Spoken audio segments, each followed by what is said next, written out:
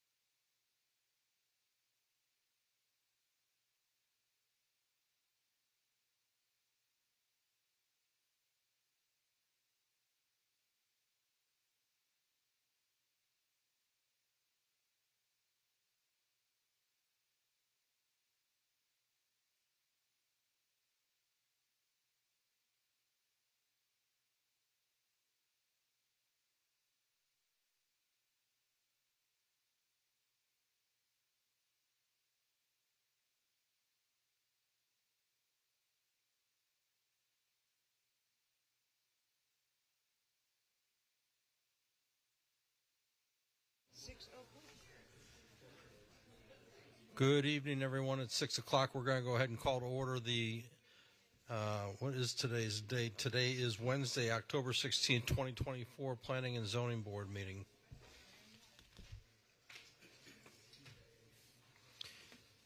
Before we get started, if everybody would rise and join me in the Pledge of Allegiance. I pledge allegiance to the flag of the United States of America and to the republic for which it stands, one nation, under God, indivisible, with liberty and justice for all. Thank you. All right.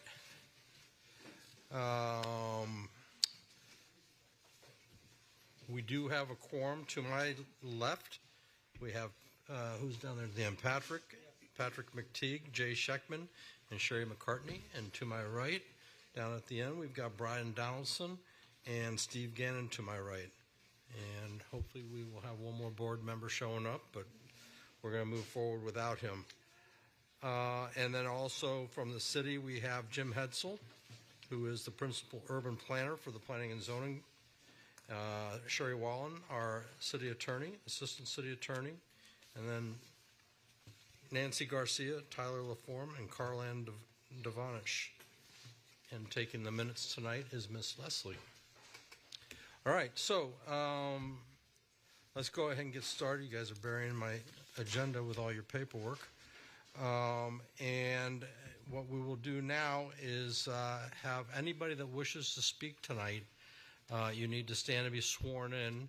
And when it's your turn to speak, you will be allowed 3 minutes to speak unless you are the head of an HOA or a representative body like that, then we give you 5 minutes. So if you're here to speak tonight, you think you're going to speak tonight, stand and please take the oath. Do you swear or affirm to tell the truth, the whole truth, and nothing but the truth? Thank you. All right. Do you want to go back to the minutes? I'm sorry? Minutes. We're getting there. You want to do that? Okay. So, yeah, I was waiting for Mr. Barranco to get here in case he had some corrections too. But, Brian, I was going to swear, I was going to ask for approval of the minutes, but I believe you have a correction or you've made a correction. Yes, Chair. On page 11, when it's referring to my observations, it should be changed from other condominiums to nearby single families. And where in the third line of that third paragraph where it says condominiums, it would be changed to homes. And I gave that to the secretary. Okay, thank you. Does anybody other than Brian have any corrections to the minutes from last meeting? I had a small one, but I didn't bring it with me, so it must not need to go in. You weren't changing your vote, were you? No. Okay. All right. Hearing no other comments to the meeting, to the minutes, somebody want to make a motion to approve the September minutes? Motion to approve. With the changes. with as the amended. changes as mentioned. Thank you. Second? Second. Second from Mr. Donaldson. Any further discussion? All in favor say aye. Aye. Any opposed? All right. Is it the board's pleasure to accept the staff reports in tonight's cases as presented instead of having them read out and heard from? Yes, All right. I'm on board with that. We have a motion from Sherry. A second? Second. Second from Patrick. All in favor? Aye. Aye. Aye. Any opposed? Okay.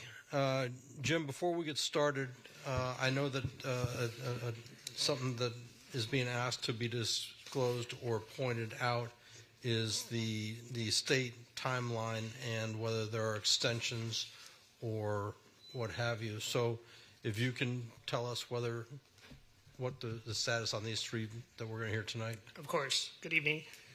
Case number one, item number one, case UDP S240-8 has a waiver to the state timeline. Second case on the item on the agenda is case UDP S23029 that also has a waiver to the timeline. The third item on the agenda, case UDP S24024, has an extension to December 4th, which is the day after the city commission meeting occurs the day before. So we wanted to point out all three of those timelines for you. Very good. Thank you, sir. All right. Let's get to work. First case is case UDP S24038. Let's start with disclosures down to my left. Patrick? None. Jay? None. Sherry? None. Steve? Site visit. None. Site visit. And I have none. All right. Thank you. So who do we have here from the applicant side that would like to present? Is Eric here? Yes, I am, but Joanna will be giving the presentation. The floor is yours.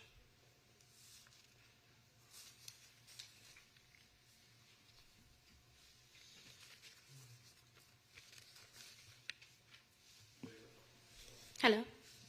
Good evening. Thank you so much for your time tonight. I'm here to present the site plan level 3 parking Sorry. reduction. I'm sorry. Can you say your name? My name is Joanna Valdez, and I'm here to present the site plan level 3 parking reduction for Greek Guy Souvlaki.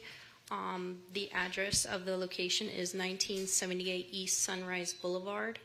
Currently, the site, you can see here on the aerial, it is an existing restaurant. It's currently, the use is a restaurant, but takeout only.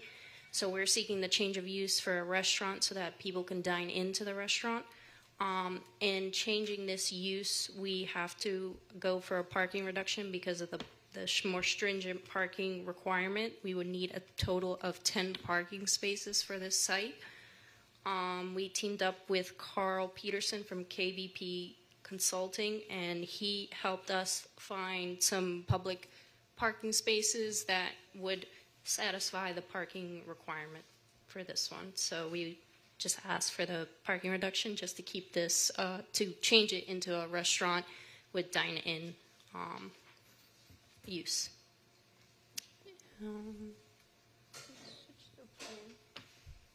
To show the plan. Yes. So there's no construction going on in the restaurant. It's only the addition of chairs and tables for diners. Thank you. Are there any questions for the applicant's counsel?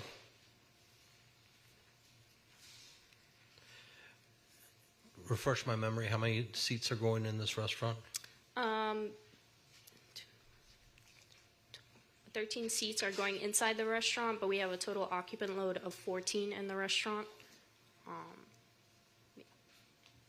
Okay. Mr. Chair? Yep. So the additional spaces you've managed to identify, where are they and how are they contiguous with the property? Yes, we submitted a traffic study along with the application, and Carl had pointed out the areas where the public parking spaces would be used to satisfy the parking requirement. Are you able to show me in that diagram or the one back that showed the whole parking lot? Yeah. Yeah, I just want to be able to see where they would be. from Yeah, there. some of the public parking spaces would. His study goes 500. It's a 500-foot radius, so it's not shown on this picture, but you could see this area on Northeast 9th Place in this road. So knowing the area, that is back behind the gateway, obviously, and Correct. so you're contemplating using that street that runs back behind it, and there's also parking in a parking lot back there. That's correct. Correct. Jim, maybe you can. I don't know if anybody else have any other questions. I've got questions, and I see two more people want to speak. I'm assuming you're all part of the same team, and you're just here to answer questions, or do you have more presentation? Just me and I'm here so far. Okay. Any idea what the parking ratio of that property is? Not specifically that, but that center. I mean, I used to go there when I was a kid, played pinball, and ate at Subway and all that kind of good stuff. But I mean, there's a ton of restaurants. There have been restaurants that come and go, and I don't know what the ratio is for that whole center. So the center was built, it goes all the way back to 1950s. And, I'm sorry, what's that, the 1990s? 1950s? 50s? I know you used to go there, but maybe you were not that time period. That the records the cities does not have the ratio in today's context of what we do for parking ratios. And it's shared among all those users in the businesses that are around the parking area. So we don't have a flat ratio that I could give you other than pulling the records and doing some kind of analysis based on today's ratios to kind of give you an idea. We can get back to you on that, but we don't have that information right now. And is the applicant the owner of the shopping center or the owner of the business? The applicant is the owner of the business. Well, me personally, I would have a problem with that as a landowner, but that's just me personally. So, anyway, all right. Any other questions before we open it up to the public for comment? Thank you. All right. Is there anybody that would like to be heard on this item from the public? Would you like to be heard, sir? Yes. Please step up to the podium. We will give you 3 minutes and state your name for the record. I'm assuming. My name is Tom Ernest. My address is 2000 South Ocean Drive, apartment 1106 in Fort Lauderdale. Asking for a reduction in parking spaces from 10 as required to 0 is really gutsy to even ask for. The consultant did a parking study at the site in July 2022, over 2 years ago. Well, talk about low season. When the site was, less than a mile to the beach and hundreds of yards to the intercoastal. The applicant could have done a parking site survey in the winter of 2023 or 24, but the results would not look the way they do in July. Would anyone disagree with me? The site is close to Galt Mile, which has many units, many of which are used by snowbirds. This is ridiculous to even consider. Turn this parking proposal down. Apparently the owner is not in a hurry, so let them resubmit with a winter site survey. My wife and plus friends have used this center, and believe me, there is not an abundance of parking during the day, during the week. I can't imagine what it's like on weekends during the winter. Thank you. Thank you, sir. Is there anyone else from the public that would like to be heard on this? Hearing and seeing none, we'll close the public participation, bring it back to the board for further discussion. Anybody? Steve? Yes, thanks, Mike.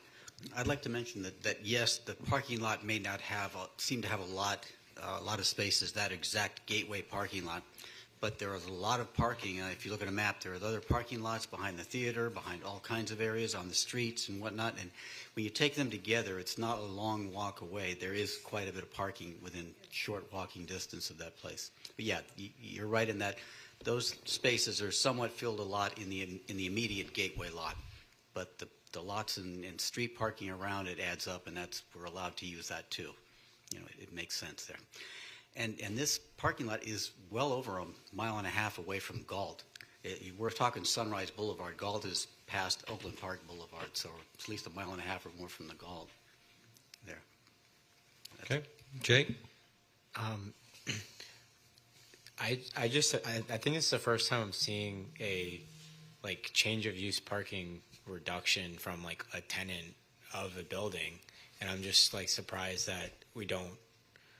I didn't even realize like a tenant could do that. When I would think that the owner would have to ask for like a change of a parking reduction for the site generally, and that like a space in particular would be like contemplated in the context of the broader development. So I guess I'm just failing to understand like why there's really no mention of like context of the broader development, and like is that only because it's from the 50s? Like would something that's recently built that has a parking ratio like be treated differently? So this site, along with some other locations throughout the city, southwest corner of Oakland Park Boulevard and US 1 has a similar situation where the shopping center, not all of the tenants are the same owner. They have individual ownership of their particular building footprint, if you will. It's a similar situation up at Oakland and US 1 as well, where it's difficult to have the shared parking analyzed as a shopping center when you have separate ownership that we look at as a separate parcel, separately owned, that's seeking a parking reduction for their parcel. So to talk about context, yes, there could be the shopping center parking there along with what's surrounding an on-street parking. That is the analysis that went into the parking reduction. But when you look at the application and the applicant seeking the reduction, it's a single property owner, and we have to look at it that way as far as the reduction is concerned. And normally we would look at a shopping center as one holistic in the context of a shopping center, but that's not the case here. And if the so like does our approval go like let's say the tenant moves out, does the next tenant then have the parking reduction? This is for the space? specific for the use of that space today, which they're asking for is a sit-down restaurant. It stays with the space, Jay. Yeah. It doesn't go with the tenant. Right. When a restaurant ceases to operate there, then the parking reduction goes away. Okay. I believe that's the way Yes, it's written. correct. Okay. All right. Thank you. Chair?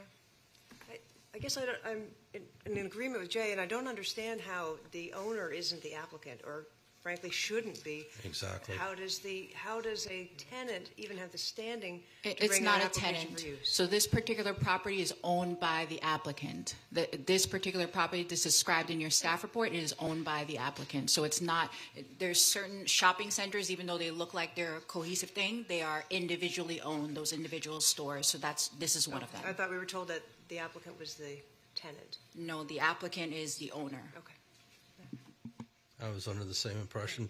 Is the parking area owned by somebody other than the property owner that's requesting for the parking reduction? Yes. Thank you. And have they weighed in at all with city staff or anybody as to how their space gets used, or do they just have a free-for-all out there every night and first come, first serve? The owner of the parking area did not comment. I believe they were in communication with them, but they're not the owner of this space. So we looked at it separately. Do we know if there is a shared use agreement for the parking lot with the space owner? No, it's similar to the other situation I was telling you about. It's very difficult to look at all these individual tenants and what parking arrangements they had in 1950 when it was approved or agreed upon. In today's terms, we could look at that with our new project coming in. But these situations are difficult to see. These are off-street parking. I see Nancy jumping up, so she's probably going to clarify for me. Hi, good afternoon, board members. I wanted to provide clarification about the ownership situation of the property. Can you just go ahead? Sorry, can you state your name? My name is Nancy Garcia, urban planner with Urban Design and Planning. So the actual restaurant itself is owned by an LLC. The parking area is owned by another LLC, but they're the same owner. If you go to Sunbiz, it's the same one property owner.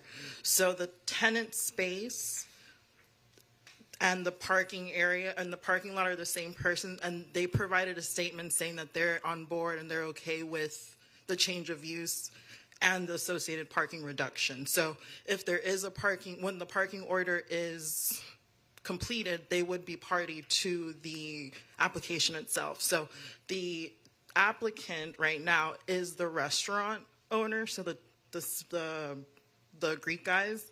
They are the applicant right now, but the property owner and the parking lot owner are party to the application. They provided an affidavit saying that they are aware that this is happening. Okay, so explain to me how in the presentation the relief that was being provided was blocks away. As Yes. Steve said, a nice walk, it may not be a long walk. Do they own over behind the Gateway Theater and all the other places she was pointing to? Because she was way outside of the shopping Right, center. so And maybe I could jump in for a second. In the staff report, you'll see that the analysis that was done for the parking reduction was based upon parking within 700 feet of the site, not the shopping center parking.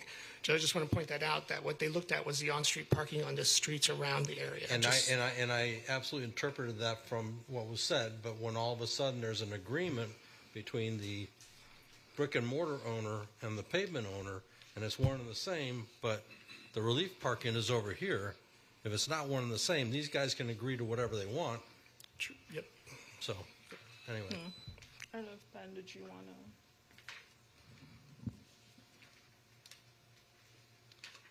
Hello, my name is Benjamin Restrepo, Senior Project Manager here at the Development Services Department. Just to kind of clarify a little bit, because of the confusion of the shared parking lot between these tenants and who had rightful ownership and what parking spaces were allocated to a specific bay or not dedicated to a specific bay, the parking analysis was all completed using available public parking within a 700-foot radius. So everything you see on 19th Avenue, on, I think that's 8th Street just to the south. Everything there, that's what was surveyed, and then also added a peak seasonal factor to see what was available during the hours of operation. After the analysis was completed, it showed that there was more than adequate enough parking to meet the 10 parking spaces that this site required. So that's just kind of a little bit of relief for you. And the parking that's in the parking lot, none of that was surveyed or accounted for this parking reduction request. So, question for you. When you're considering this application as part of a overall shopping center, and again, having direct knowledge, because I go there quite a bit, even to today, did you do a parking analysis on all of the restaurants? Did you figure out how many square feet of restaurant, how many front of house and back of house, and do all the ratios as if you were doing that whole center today, and see what the disparity is between what's available for parking and what isn't? If you're talking about an analysis specific to that parking lot, no, we didn't do it specific to that parking lot. But when we surveyed available parking, that's assuming all those bays, or all the bays that are being operated right now. If there's any over demand for parking, then that would have been captured in the survey within the parking that's within 700 feet. Okay. Mr. Chair? Just Sure. an observation. Usually when we get these requests for reduction, it's presented with an analysis that is, and we don't need the 10 spaces, right? It's not, yeah, we need them, but we found them somewhere else. And I think that's a big distinction here. We're not saying, based on your analysis, we can reduce it because, the drive isn't really there, the traffic isn't really there. We're still saying, evidently, that 10 spaces are needed, and they'll go find them somewhere else. There's public parking somewhere else, and that's going to constitute, the makeup of the 10 spaces. And I don't think that's really a parking reduction, because a parking reduction to me means we've done the analysis that said that the lesser number is actually needed. Yeah, if I'm following you correctly, you're saying that this use. You're fine. I'll just go back to what we analyzed. Again, we weren't, because of complications of ownership of that service parking lot, we didn't take that into account. So basically, we're assuming that this bay that's here in front of you right now is their parking requirement, according to the code, was 10 parking spaces. So not including that service parking lot, we need to see where that parking could be. And doing the survey of within 700 feet of this site, we saw there was available 10 parking spaces. So those 10 public parking spaces could fulfill the demand of this site. So in essence, that's why we're recommending approval of this parking reduction, because there is available capacity for this parking demand. Chair, can I ask a question? Yes, sir, Brian. In their current use, how many parking spaces are required? Because this business is operating, so are they currently required to have 10? Or how many are they currently required? Yeah, they're basically required to have half of that, so 5 parking spaces. They are operational right now, and they're operating. So that's where I'm trying to get my head around. If it's already operating and they're required in 5, so they've already sort of covered 5, and then we're requiring them to add 13 chairs at peak seating, that we need another 5 spots. That's where it seems like there should be then plenty of adjacent parking or in that, because if they're already using 5 and it's operating and they're only adding 12 seats or something, so that's where I'm getting my, like, it just sort of makes sense to me. Okay. Okay. Anyone else? Steve? I'd like to mention that page 46 in the backup actually it shows where all the parking came from. It's a map that really marks it very well. If anyone's interested in seeing it, it's all right in the area there. And again, I don't know if it answers the question about who can use it, but I have a question for the board. Go ahead, Jay. I don't ever go to the shopping center. Parking studies are great, but it'd be great to hear if anybody actually goes to the parking center and has a hard time finding parking there, or is it easy to find parking? That would be good to know. Sometimes if you're going to not to the shops in there, but you're going to the movie theater, then you are having some parking behind like Il Molino and some of those other restaurants that are to the total west end of that, which aren't part of that shopping, but it jumps the street. But I've never had a problem in this particular, even if you're going in to pick up pizza or burger stop. Has anyone had a problem parking here? Yeah, so if I could just, you want to get the evidence and the facts from the applicant or staff, et cetera, because you can't testify. It's like you're like a judge, so you can't testify and give facts to your own, what you're deciding. So you probably want to ask anybody else but these folks here. Yeah, thanks. Got it. I don't know. My view is that they probably already have the chairs in the restaurant and they've been operating with the tables, and they're now trying to backwards fix it. So if they've already been operating that way, we're talking about 5 more spaces. I think the Galt Mile will be okay. That's my view. Okay. Anybody else have any questions or No, comments? just statement. Generally knowing the uses there, it would have been nice to do that analysis. This is an exception, I think. It's such a small thing they're asking for, but it's kind of surprising that we didn't look at it, because historically, if you look around there, you've got Il Molino. It's one of the most popular restaurants. You've got Canyon, which doesn't exist there, but it used to be one of the most popular restaurants in town. There used to be a place there called Sukhothai, which was a very significant restaurant, very popular. And parking is tight, but I just have never seen a deficit on that site. And you have all these pre-existing restaurants that have been there. So considering it's a lunch establishment, I wish they would have done more of a cross-parking analysis and said, hey, at these peak hours, Burger Stop is crushing it, but, that's at night. In the daytime, there's plenty of space for them to operate. And Big Louie's is in there, too. So if all of those guys can operate, and we're talking about 5 more spaces, I wish they would have done more of an analysis, but I get it. It's just such a small ask. Mr. Chair. Sherry? The problem I have with this is a matter of policy. As I said, normally we are making decisions about the reduction of spaces on the determination that they're no longer needed. That's not what we're hearing here today. And so what we're deciding is, somebody else can bear the brunt of the lack of parking in this shopping center. Somebody else, some other private property owner, and I know you said that there's public parking up and down the street. I know there is. But there's also private parking lots that might be used. We can't control that.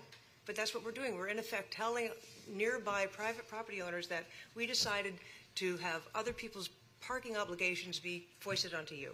And while I have sympathy because it is a matter of a couple of spaces, I just think as a matter of policy, this isn't really in the realm of a parking reduction. Okay. Anyone else? I just want to share that, like, there are some cases, for example, like in Tarpon River, where we have warehouses, like, that people are adaptively reusing, that there's no way to provide parking and make those like an active sort of retail, restaurant use without considering just, nearby parking, along the railroad and public parking spaces. So, while that's not always the reason for the parking reduction, there are some cases that I think warrant it. But I also wonder, like, if somebody comes to the site here and they can't find parking, they're just not going to go, because then they're not going to park in the middle of Sunrise Boulevard. So I don't really see how it adversely impacts anything. They'll go, they won't find parking, then there's nowhere to park. They'll have to leave, and it will be the same number of spaces that were there. Anyone else? Somebody like to make a motion?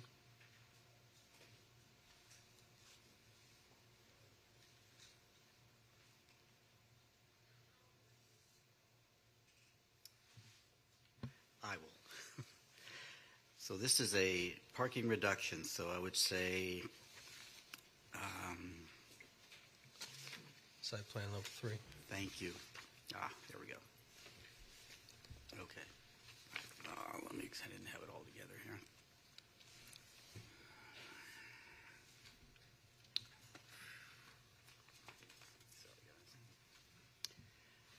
I move to adopt a resolution approving site plan level 3, case number UDP S24038, based on the following findings of fact, the facts of the city staff, and the testimony heard by the applicant.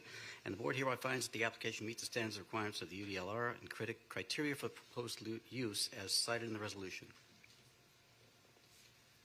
And with the staff report is part of it too. Thank you. Staff condition, right? The one condition on the last page. Yes? Yes. Okay, thank you. Thank you. Okay, we have a motion. Do we have a second? Second. Second from Mr. Donaldson. Any further discussion before we call the roll? I have a question for city staff. Would it be acceptable to have a condition that this approval ride with the tenant? And if this tenant business tax license were to ever expire, so does the site plan approval? Our orders aren't written that way. It's tied to the use. So if it's a different tenant but the same restaurant, it's just tied to the use of the property. So it runs with the land. Well, that's it's in contrast to what was said earlier. Yeah, it runs with the land. Okay, so you're making a correction for the record. I guess so. Yeah. Thank you. Thank you. Yeah, but it runs with the land. It's like a restrictive covenant on the property. Leslie, call the roll.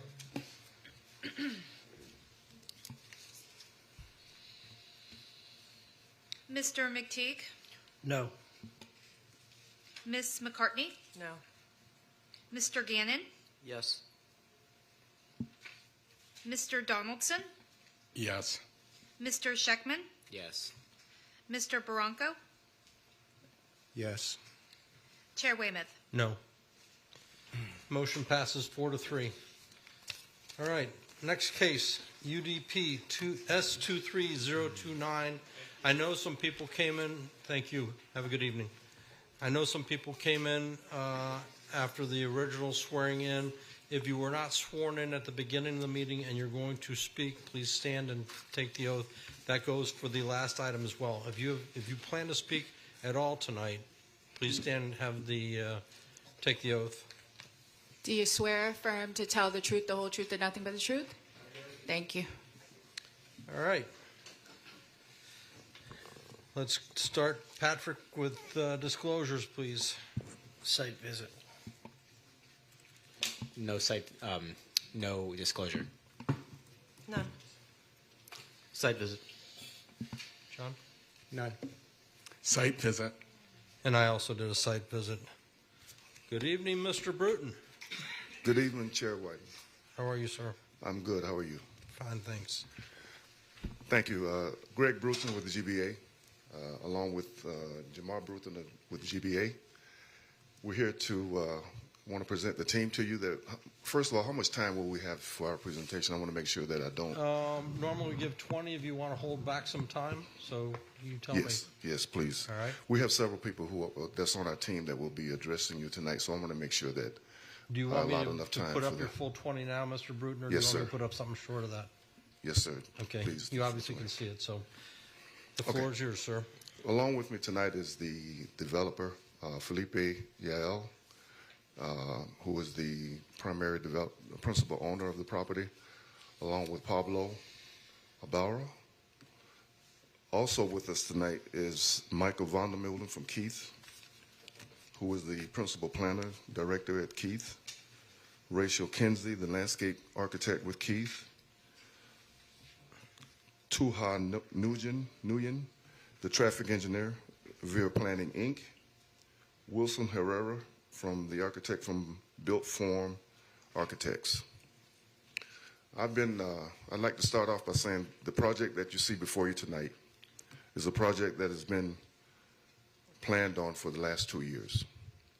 This is a project that we will be presenting to you tonight that has gone through a number of changes based on our communication with staff and the community. In doing so, we were trying to make sure that we address the problems or issues that were presented to us with regards to that.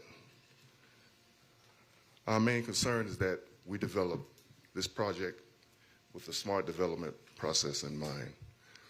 Understanding the history of the Fort Lauderdale corridor as it relates to Sunrise Boulevard, years ago, the zoning districts were extended to provide for development to occur along the corridor because of the narrow zoning that existed previously. This particular case is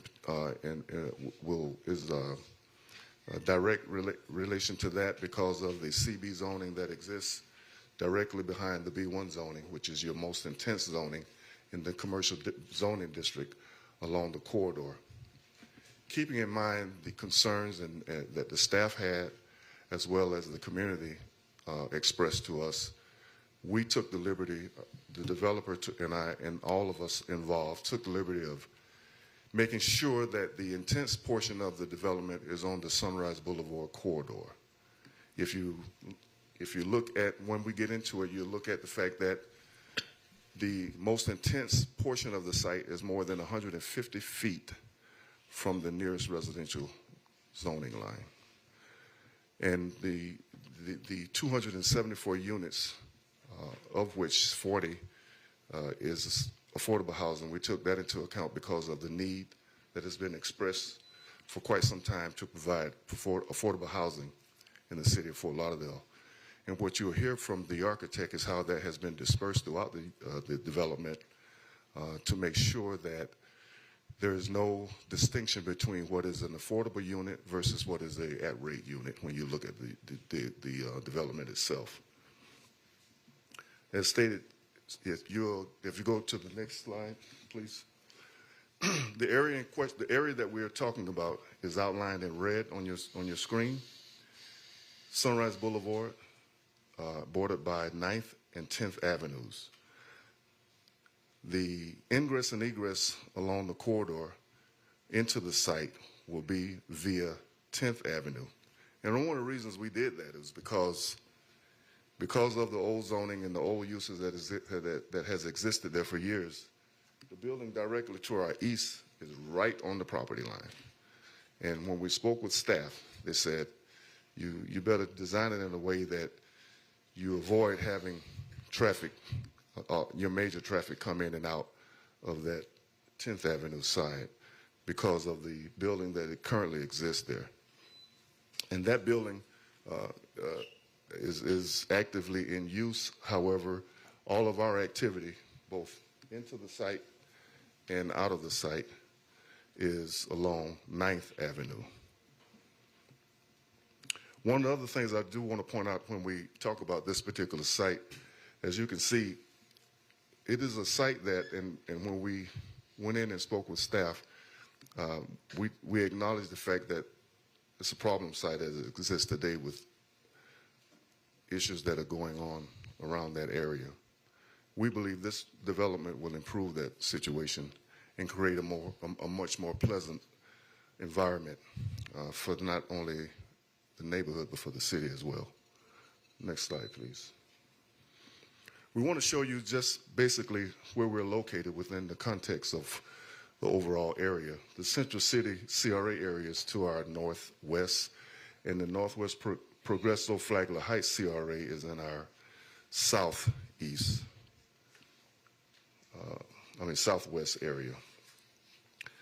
The site itself, as you can see, is close to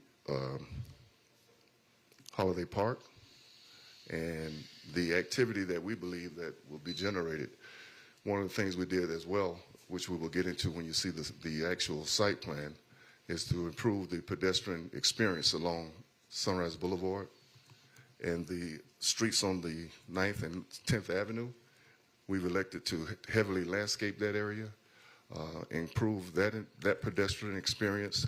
We are not opening any of the roads that currently are boarded up. I mean, not boarded up, but they are currently closed off for traffic. All of our traffic will be generated within the site and not create any impact to the neighborhood to the north.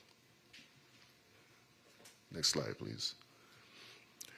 Just taking an overall look at, again, the area. One of the features that you'll see, and that you'll see it in this particular slide, on top of the garage, we've created what we would call a unique experience for the residents of the facility. It's heavily landscaped on top of the garage. There's where all of the amenities will occur. All of the pool activities and things of that nature will occur at the top of the garage. Again, minimizing this impact. One of the things I also want to state to you, and it was clearly shown in our package, the garage itself will be screened with material that the lighting from the cars in the garage will not spill out into the neighborhood. So that's heavily screened as well. Next slide, please. At this point, I'm going to hand it over to Wilson, who was with the Built Form Architecture Group. Thank you. Good afternoon, good evening, everyone. My name is Wilson Herrera. I'm with Built Form Architects. I'm going to talk to you about the design. Greg mentioned how the intent of this development is to, it's a design that is heavily influenced by the site context. The final product, we believe, is a successful attempt to create a smart development, negotiating and combining both the zoning requirements, the local needs for affordable housing, and aiming to provide and activate the pedestrian-friendly corridor along Sunrise, and also being mindful of the neighborhood. To stress what Greg was mentioning, now that we have the plan up, the intent here is to, the loading and the parking queuing is to be contained within the property. We are not, as Greg mentioned, intending to impact any of the existing closings to the street, so that the design contemplated the existing closures and we designed it around that. The project residential portion is situated to the south, as Greg mentioned, placing the tallest mans along Sunrise Boulevard, away from the existing residences on the north. Can we go to the next slide, please? Here you have an aerial view of our landscape plan, which shows the amenity deck design, heavily landscaped, the mass that steps down to the 45-foot podium, which is what you see here, the proposed residential area stepping down to a 5-story podium, which is our parking garage. It's set back an additional 6 feet on the east and 39 on the west, offering a 10,000 square feet buffer zone which is heavily landscaped and is 4,000 square foot more than the code requires. Can we go next slide, please? So this is just graphically showing how the tower steps 150 feet away from the residential, and then we have a buffer area from the nearest residences to the north. Next, please. Next. Here you can see a little bit more how that massing works in section, or not in section, in a render view. You can see a little bit of the materiality. We intend to use real brick and stucco. And to talk a little bit more about the screening that Greg mentioned, we have a motif, which I'm going to get into a little bit later, but that's what we use in that motif, which drive the design, is what we're using to screen the parking garage in the upper levels. One thing to highlight here is, as you see, being mindful of the neighborhood, we have the garage is lined on both sides on 10th and 9th by two-story homes to create a pedestrian-friendly streetscape that transitions and calms the pedestrian experience from Sunrise to into the neighborhood. Next slide. As you can see here, you can see a little bit more about those townhouses lining 9th Street. The base of the tower is opened up on Sunrise to provide an active pedestrian experience with retail on this side on 9th and the lobby on 10th.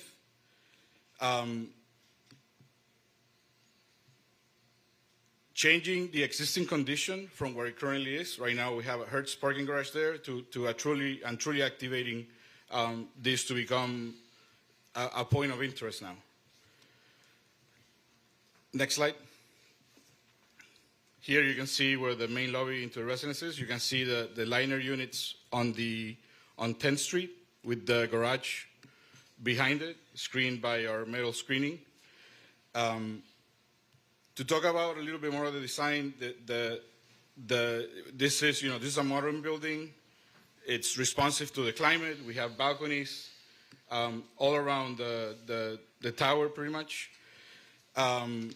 Next slide.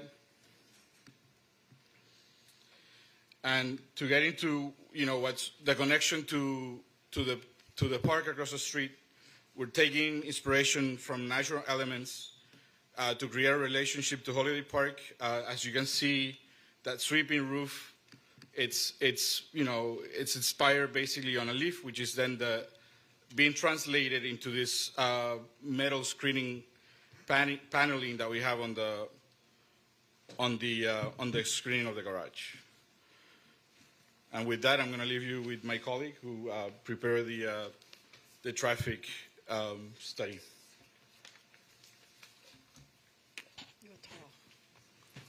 Hi, good evening. Thank you for having me. I don't get to present in front of the board. Can you please state your name? Yes, I forget to do it. My name is Tu Han Wen. I'm a traffic engineer. I'm with VIA Planning, which is the traffic consultant team.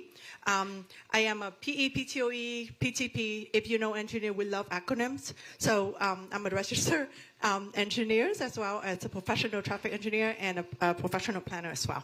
Next slide, please. And you can do the next one too, if you don't mind. Thank you. So through this process, we have been coordinating with a lot of different agencies, and I just wanted to express our thanks. As you know, Sunrise Boulevard is a state road. We've been coordinating with them quite closely. And of course, we work with Broward County and Broward County Transit to provide improvement to the bus stop. And for City of Fort Lauderdale, that is just a part of the list. We talked to just about everybody. So we are really, really appreciative of the staff time and working with us on this project. Like I said, we love acronyms. So for my traffic study, we follow quite a few of the document, which is industry standards. Some of them you might have heard, the ITE traffic engineering, the trip generation manual, the latest edition, and TRB and CHRP report for internalization. And of course, everything that we do is in accordance with what we call the MET, which is the Manual on Uniform Traffic Studies. Everybody does the same thing. There's standards, and those are the sort of the things that we study. Next, please. So going above and beyond what the city have, the state have asked of us, we analyzed 5 intersections. And as I want to reiterate once again, that all of the traffic will come out on, I think I had that wrong, on 10th Avenue because of a site limit that Greg talked about a little bit earlier. And what we did is that we assumed the worst case scenario.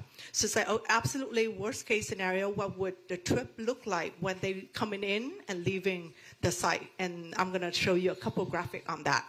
And at the end of the day, we found that all of the intersection operating acceptably above, below the acceptable level threshold that we normally aim for. So I thought this slide is important to show, not just to the board, but also to all the residents that have any concern. Every single one of the blockage that you have right now, whether it's a planter or physical, a little brick wall, or anything at all going to stay in place. Our development are not interested in having folks driving into your neighborhood. We completely understand that. We simply use the regular pattern that already set out by the cities. So all of that going to stay the same. And if I can go to the next slide. So maximum for those who come in from the south or the west, what you ultimately will do is coming in, make a U-turn on 12th Avenue, and that's a legal U-turn. The turn lane is already there. You make a U-turn, you come into the development on 10th, and then come back out. Or did I say that wrong? So it was said wrong earlier, yeah? 10th is only service. Right, 10 is only service. You have to go up there if you're going to talk. Okay, so the slide earlier was wrong, and I started doubting myself. I should have believed in what I said earlier. My apologies. Coming into 9th Avenue and come back out, and to go to either 95 on the west or south to downtown Fort Lauderdale. And then if you can go to the next slide, please. We assume that a maximum of 20 vehicles. You can go to the next slide, please. Thank you. 20 vehicles would be exiting from the east, coming from the east or the north. And the way we envision that coming in will be coming to the site, and then when they come out, they cannot make a right on any of the block street, as you can tell. So either they would go to Flagler and go onto 13. I used to live on 13, so I know there's a lot of traffic on 13. It's a 4-lane road. Or some of them need to come to any resident that nearby. If they're a friend of them and they want to come visit, they're welcome to do so, obviously, if they like to do that. And then for us, we did the worst case scenario. So we say, what if everybody come on 13, come back down on 15, and then make a left at that signal there? We analyze that to make sure that if the absolute worst case scenario, that's still going to be fine. And then for those that comfortable enough to go to the left lane, and I understand this could be a little bit of a challenge, right? So you get out of 9th, you kind of have to make 1, 2, and 3 lane change in order for you to get to Andrew, perhaps. And for those of us who on the road all the time, you can make that movement either at Andrew or at 4th or even at 2nd. Or if it takes you half a mile to get to Andrew, you can simply make a U-turn at Andrew. So we want to really show you how we envision traffic coming out and in and out of the site. And 2 things we wanted to emphasize here. One is the new bus stop that's going to be a part of the development. And what BCT wants is what BCT gets. So it's going to be beautiful. It's nice and wide, designed to standards. And of course, the pedestrian crossway going to be in place, obviously enhanced as a part of the project to safely get folks across Sunrise. So I think that's the last slide. We're happy to answer questions. Mr. Bruton, you got a minute left. Do you want to save it or close it up? Or Yeah, let me save it because I don't know Okay. if it's going to be needed. That's fine. Thank you very much. That's fine. Any questions for the applicant before we open it up to the public for conversation, comment? Go ahead, Jay. The bus stop has a recessed entryway to, it's not going to block the road. You said it has a recess? Yeah, the bus stop is going to pull to the side to put people up. It's not going to just stop in the middle of the road. I think it's So similar to most bus stop, there isn't a bus bay. So if that's what you ask, there isn't a pocket, but there is a landing area so that the bus can stop safely and loading on the passenger and on their way. So yes, typically they would move to the side a little bit.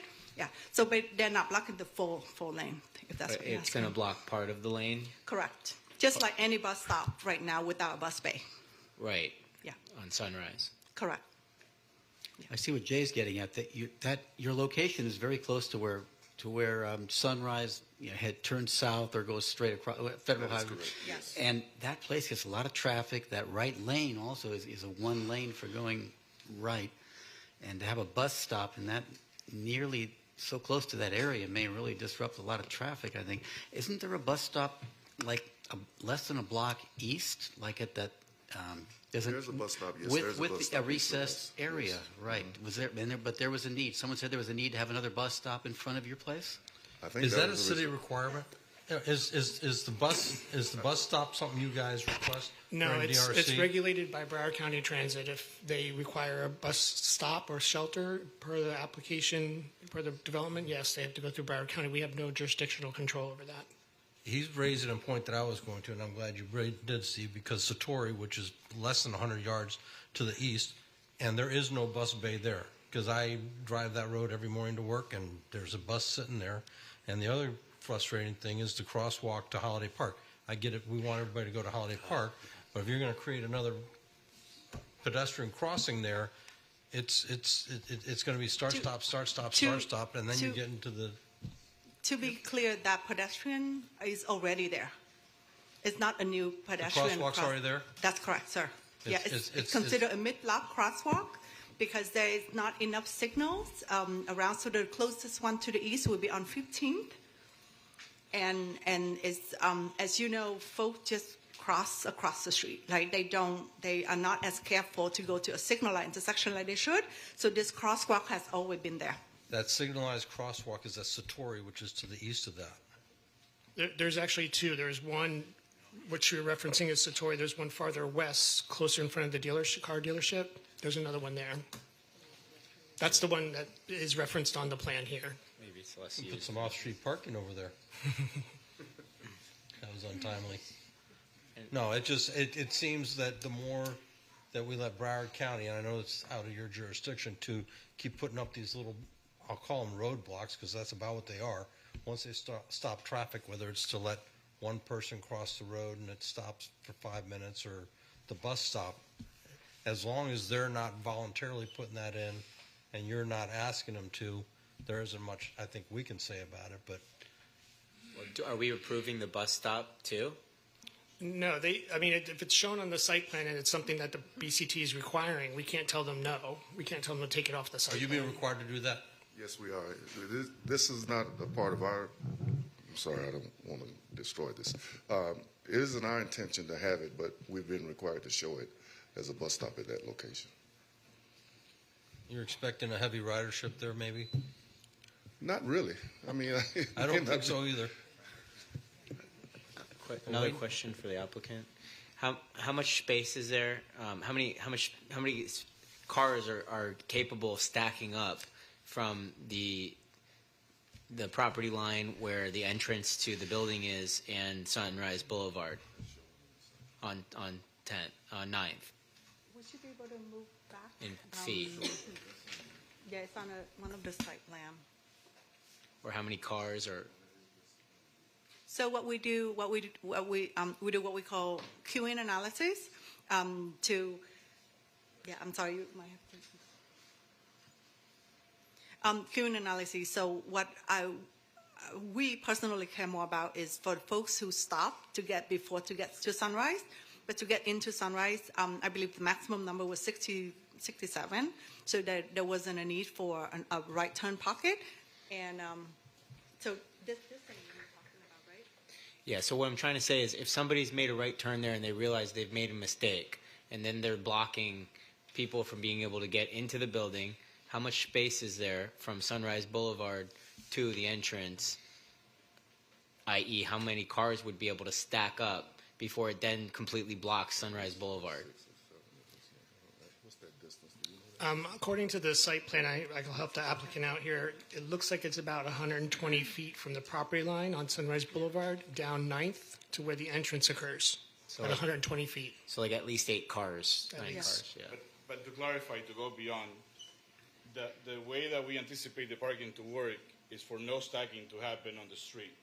Our gate would be somewhere along here, so you pull into the building and then you're into our parking garage. Okay. And you're right, that I made that mistake before of turning in and realized I couldn't go through. So there's room for you to make a turn right before, after our driveway and before the blockage. Yeah. And one of my colleagues just reminded me that the bus stop is already there. There's the bench that you might not recognize. So we just enhance it based on the requirement from VCT. They're requiring you to enhance it? Yes, as a part of the development. Why do you enhance it if there's nobody there? I don't believe that there's nobody there. My Oh, guess I is believe that. there's nobody there. I didn't even know it was there. Yeah. I'll be watching that bus stop every morning and every night from now on. I guess the key to that, there may be someday once the development is built, there may be more activity there. I think that's what's anticipated. I love you, Mr. Bruton. All right. Any other questions for the applicant before we open it up? I've got a few questions. So did you guys or did staff ask for any on-street parking as part of those right-of-way improvements? No, there wasn't an ask for any on-street parking because we were providing the parking within the facility. One of the things that we heard from the neighborhood, they didn't like the idea of that traffic and cars along the street. So we made sure that we kept that area clear and landscaped it and made it more of a pedestrian-friendly area than for cars to be on the street. Did the neighborhood talk about those right-of-way dividers that exist now, about improving those or beautifying those at all? Because they look a little bit shabby. You mean in the right-of-way? Yeah, the ones that divide the neighborhood from No, Sunrise. I'm not certain that we wouldn't be open to addressing Kinda that nice, as a, or you're going to do this Understood. beautiful thing. It just seems like something that should be looked at. And I just have a lot of questions because I was looking through this and I'm curious. You had floodgates shown on the building, and that was kind of curious. Why are you guys using floodgates on the building? That's a new requirement by the building code. We need to comply with flood requirements. When we don't meet the elevation, the base flood elevation, we're required, which is in this area, where we have the entry into the garage and the entry into the loading. We're not allowed. We don't have the length to provide the ramp to get to the design flood elevation. So those loading bays will have to be provided with the flood panels. By code, we are required when we have any finished floor elevation that is below the design floor elevation. In our case, it's about 18 inches that we don't have the is where we have those. The rest of the building is elevated to meet that criteria for the design floor elevation. So everywhere else you're dry flood proof by elevation. but Correct. You guys, you're voluntarily doing that because you should consider just wet flood proofing those areas that are permitted to be wet flood proofed. They are, but you run into issues about water migration and seepage when you do the wet flood proofing. We think it's better for the investment and it's more conservative to bring the building up. Now that doesn't affect what the requirements for maintaining stormwater within our property. That has nothing to do with that. It's not like we're shedding flood or water into the adjacent properties. We're still required in the civil design to provide the wells to be able to capture stormwater into our site. What we're just simply doing is being smart about maybe the city decides to raise the roads, we are at the elevation already where that road's going to be raised, if that ever comes to that. Because we, in our experience with Buildform, we have a few developments in Miami Beach, and that is why it's more advisable to raise the building rather than to use the well flow proofing. Okay. It's interesting because all your drains are inside the building, so any water that falls on that site is going to be shed off the site. So nothing's going to go into the well because most of your storm drains are in the garage. There's not a lot outside. I'm just a little concerned that you're not going to be handling the water on site in a flood situation. But the water that will shed from the amenity deck would need to go into the wells on either the on the sidewalks or on the building. That's true. So it's really just whatever water falls on the sidewalk. That's true. And as long as all that keeps up, it should be okay. Yeah, it was just weird. I've never done that before. I'm like just asking questions, so I'm learning some stuff tonight. The sports court in the back of the building, were there any concerns from the neighborhood with a sports court back there with late night play and pickleball? We don't intend to have that. That's not the intention. That's just something for the residents if they wanted to utilize that area. As you know, it's a dog. There's a dog park back dog there. park, and it's not intended to have any active activity like pickleball or anything like that. Yeah, you know the way that goes. I absolutely know where that goes. I'm just, I think about being a resident in that house right behind there and thinking, if I got kids out there all hours of the night, or I've got the lights on bright, Understood. I'm trying to enjoy the evening. That's not the intention of that area. What restrictions are there going to be on that use? Whatever you want to impose on the site, we'll abide by.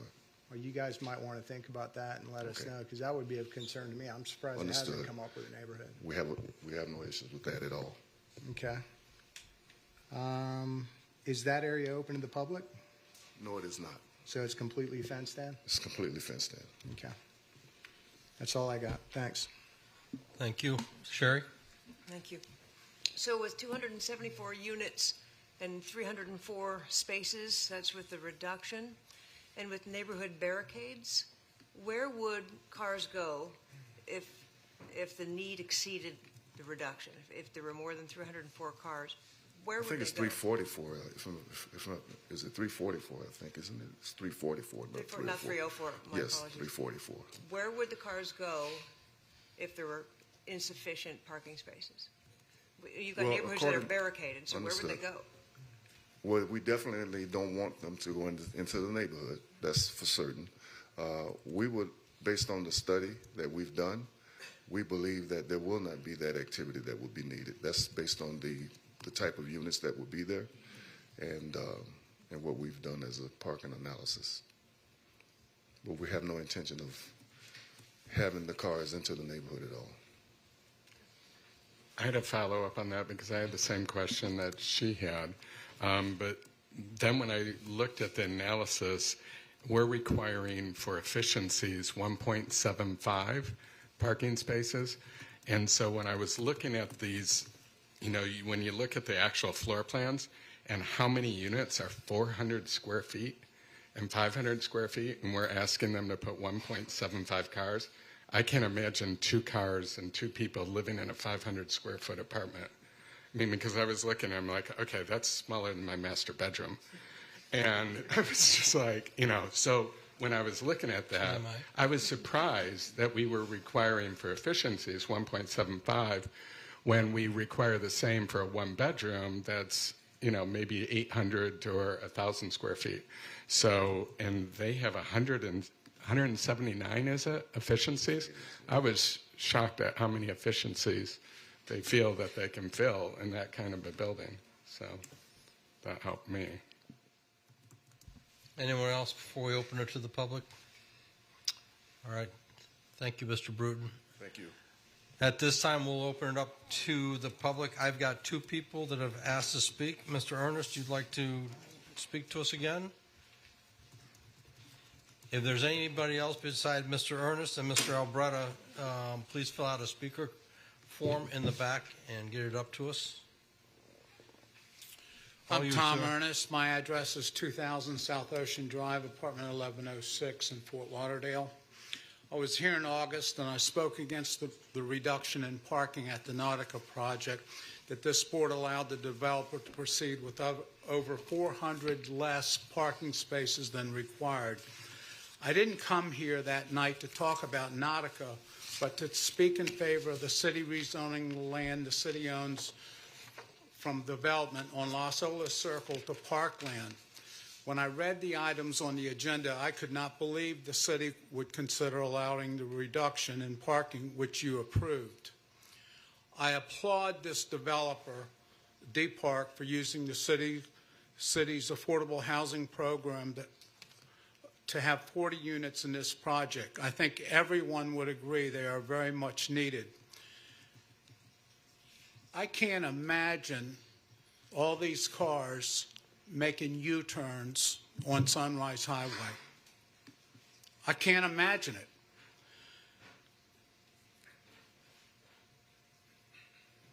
Lost my place.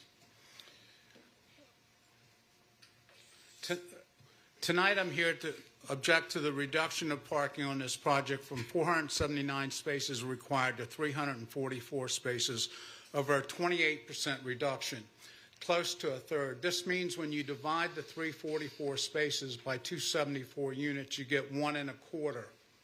They're not all efficiency units. And a lot of people at this location are going to have to drive to work. So where are all these cars going to go? Why would the city even consider this? Because some consultants submitted a report based on national standards that would allow the reduction. Let me repeat, national standards.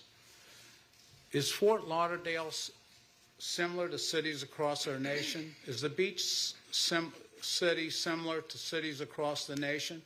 Absolutely not. Do cities across our country get snowbirds during the winter? Maybe a handful.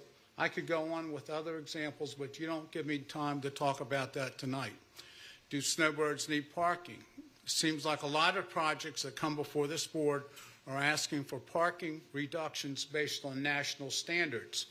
Why shouldn't developers ask for reductions when you approve them?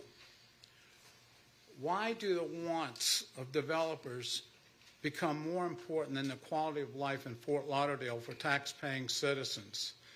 Is it because, according to the Sun Sentinel, the mayor has over $945,000 in campaign contributions from the development committee, or maybe over $855,000 Commissioner Steve Glassman has collected? Are you here as board members to represent the citizens of Fort Lauderdale, or do the bidding of the development community? Thank you, sir.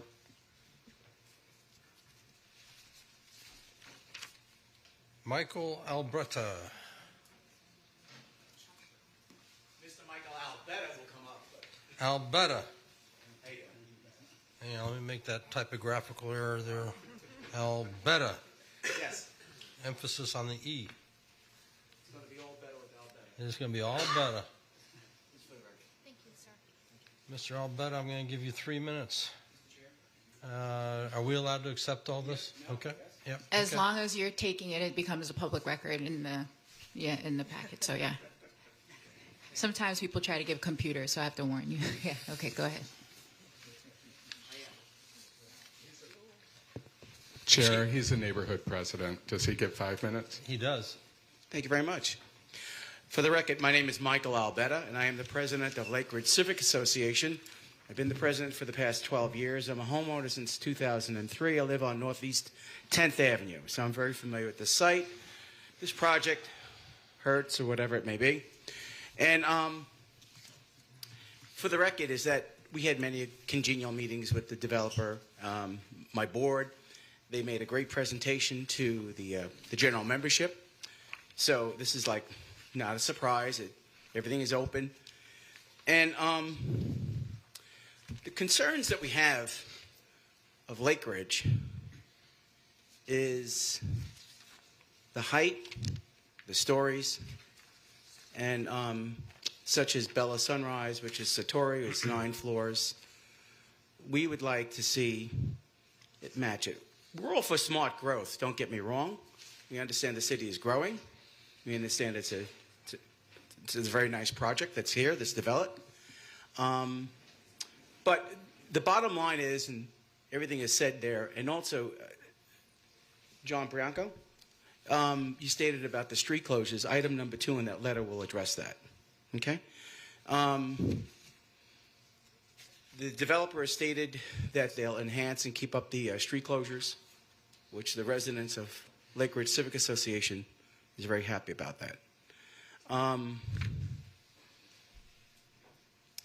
The main thing is, too, is that we question about the capacity of the traffic. But that's P&Z. That's for you to decide. The project speaks for itself. And I think that is basically it. The letter states, oh, and also, too, besides Lake Ridge Civic Association, Middle River Terrace, the president of Middle River Terrace, the president of South Middle River, and the president of Central City Alliance, they're all, whatever we feel, they feel. We all met together, and it's clearly stated in that letter that we gave you. So that's for the record. You have any questions for me, or? I could have given you 3 minutes, and you still would have been out of here early. Well, I believe, we try to be concise and go into it. We from Greg Bruton to Philip Yalley, and we met with them a couple of times, and we had very, very congenial conversations. They heard our concerns many times over. They know our concerns, and as a civic leader, and also as president, and as a taxpayer of the area, we're concerned about just overdevelopment. And the fact is that we expressed to them, about how we feel about smart growth and about mixed use along Sunrise, what the CRA is doing. And we understand exactly, we explained to them is that we wish and we hope that they stay in conformity with Sartori Apartments as well, which is now Bella Sunrise. Mr. Albetta, if you owned that property and you had, I won't say unlimited wealth, but you had a pocket full of money to build something there, what would you build on that piece? Oh, well, with the multitude of apartments that they're going to plan to put there. It doesn't have to be apartments. It can be another car sales lot. It could be a bunch of restaurants that, Could be another hustler. Well, we wouldn't have to be asking for. Well, actually, point of information. For some of you who remembers 825? 825? It was a club.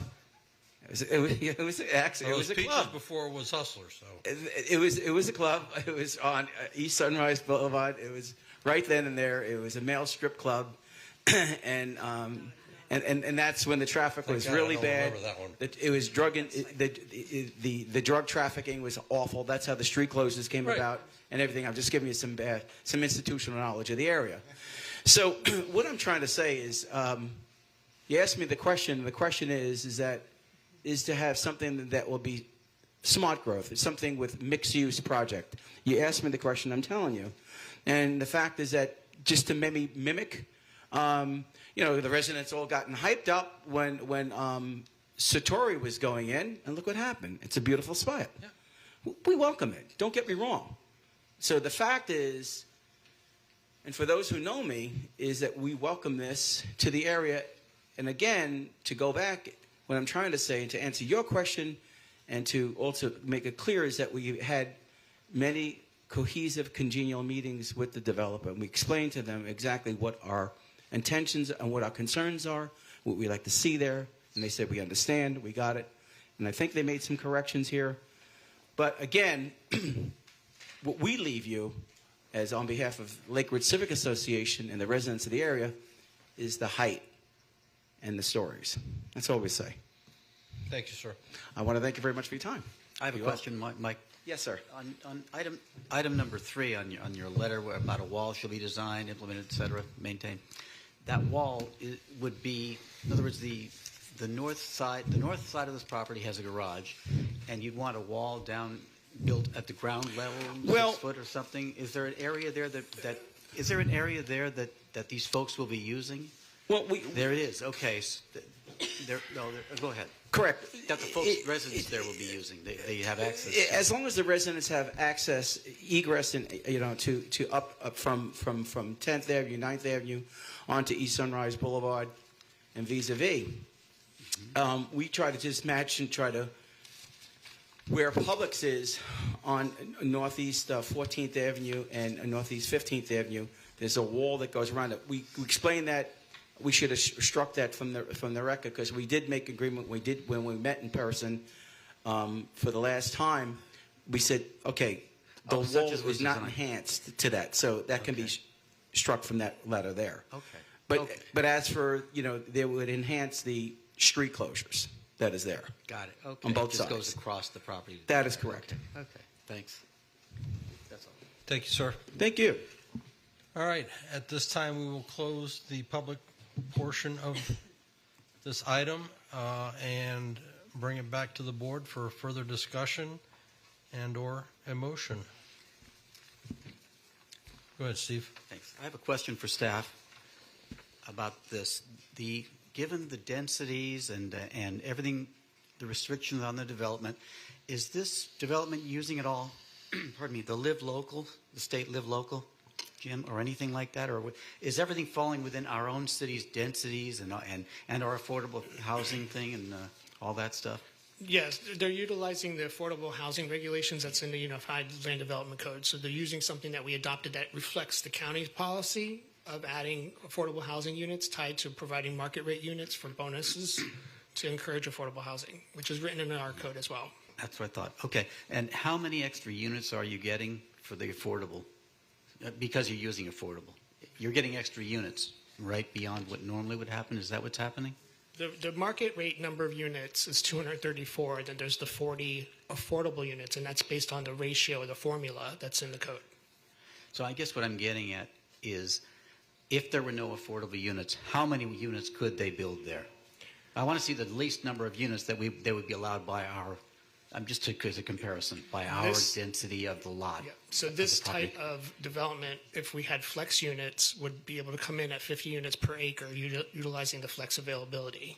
But since that is not available, that's the only way they could is to use the affordable housing regulations to do mixed-use development at this time. All right. If we had flex units, what would the number be?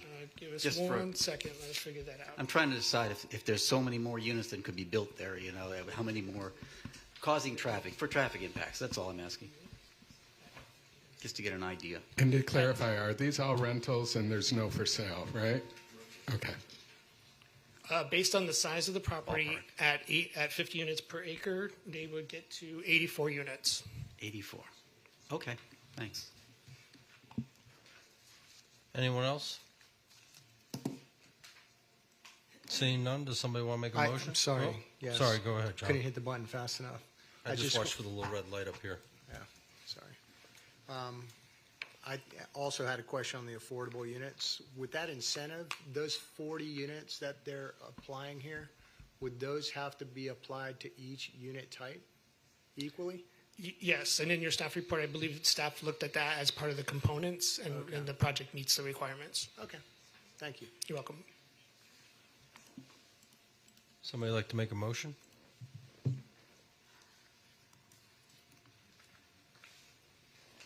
Where's motion Mary and motion Marilyn and motion Mike can't do it. Is there any other M's here? Motion Steve? It's number 3 in your script. Thank you. I'll try. I'll give it a stab. We'll help you. Yeah, it's funny. I was going to make a mention tonight that we need to be more, how do I say, fair about how many people and who makes motions. And then you got to be quick. Yeah, exactly. You're the quickest. You're the quickest one tonight. So, right. Motion Steve. All right. Thanks a lot. Let me get this. Yeah. I'm sorry. Just give me 1 minute here. Number 3. Yeah. Thanks. I move to adopt the resolution approving a conditional use permit, case number UDP S23029, Day Park at 901 Sunrise Boulevard, a site plan level 3, based on mixed-use development with 274 multifamily residential units, inclusive of 40 affordable housing units and 5,400 square feet of commercial use with associated parking reduction. Based on the following findings of fact, the applicant testimony, staff report, and the board hereby finds that the application does meet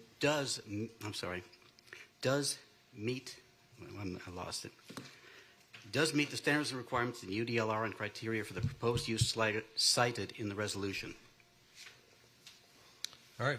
Subject to, does it include staff conditions? I'm sorry. Subject to staff conditions included. And ULDR, correct? And UDLR. ULDR. ULDR. Yes. Thank you. I missed that. Okay. Okay, Yes. thank you. Thank you. All right, so we have a motion. Do we have a second? I'll second that.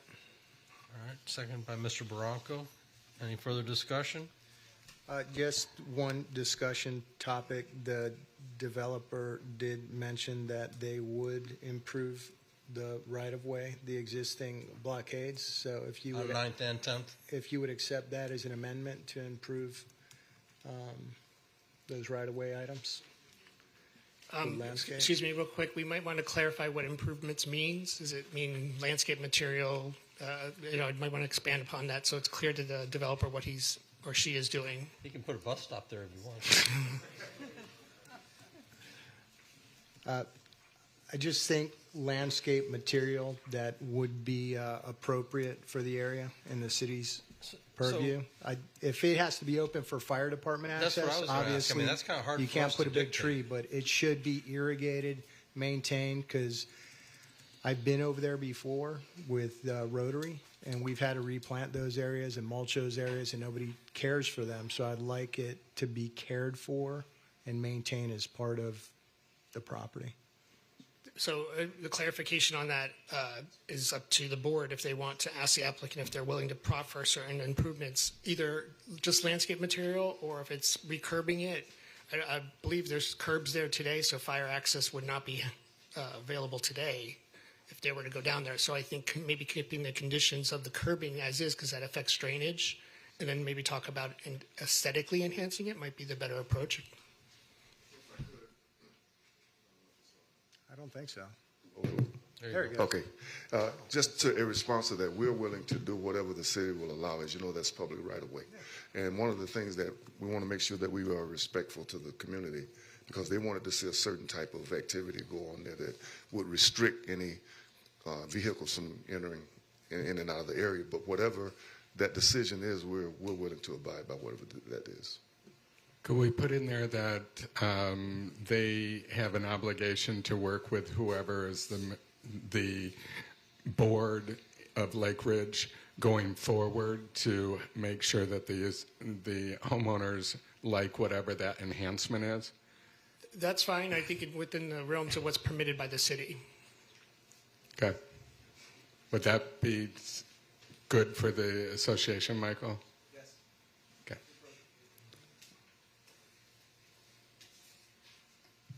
So does somebody want to... Yeah, I just want to clarify the condition. So the condition is to maintain the right-of-way with irrigation, landscaping, et cetera, and also work with the board that is overseeing that area, correct? But it is subject to the city's code requirements. Okay, great. Thanks. All right, so we have a friendly amendment. Do we have a friendly second? John, since you seem to be the... Yes, I'll second my I'm sorry. second. That was Barranco. Thank you. Okay, we have a motion and a second. We've had additional conversation. Leslie, please call the roll. Yes, sir. Mr. McTeague? No. Mr. Donaldson? Yes.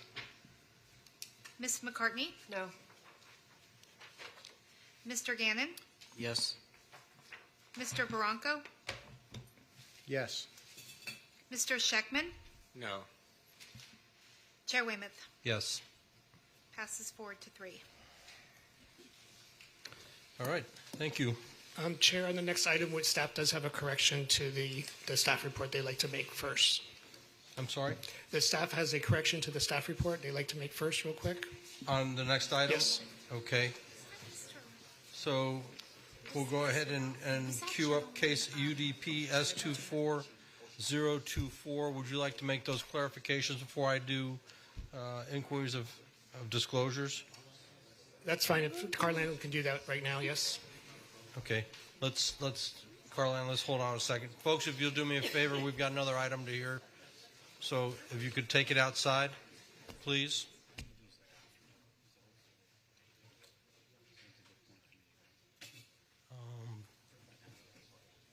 Yeah.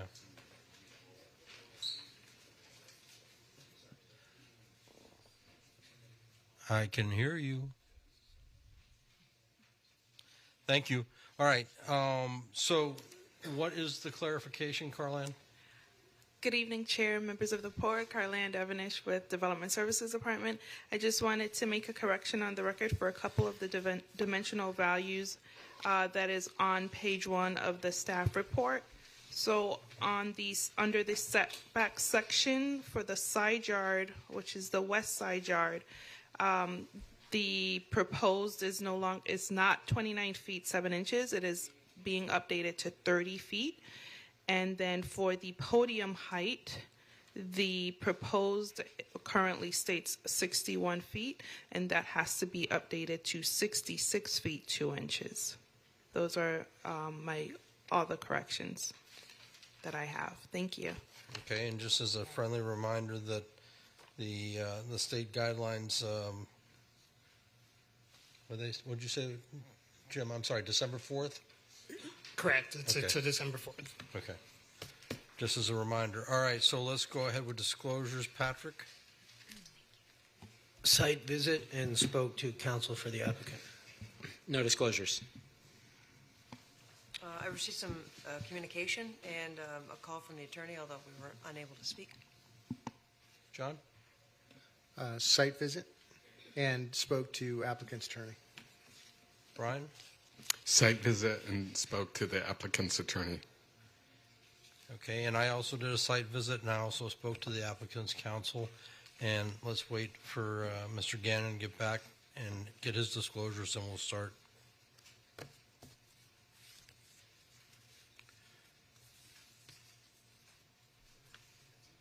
Hey, Jim.